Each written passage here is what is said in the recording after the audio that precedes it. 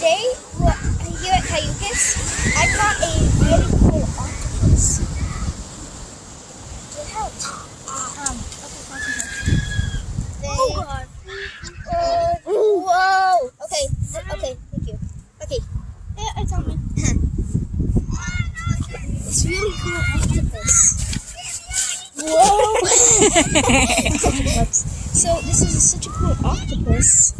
What kind do you think it is? No idea, but Would it be a Pacific Coast octopus? no idea. Maybe. So cool.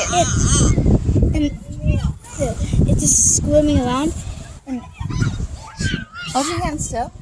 so yeah, it's super cool. And a rock still on it. So we caught this under a rock. We were just flipping under it, and when it got away, and I saw one of these, and it was like I thought it was an eel, and then I tried to catch the eel, and it was actually the octopus.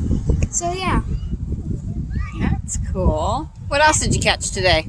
we caught some eels. I caught a small baby cabezon, which is so cool. It's right over there. And then some crabs, maybe, and then like I forget what it's called. It's like a prehistoric fish, prehistoric creature or something.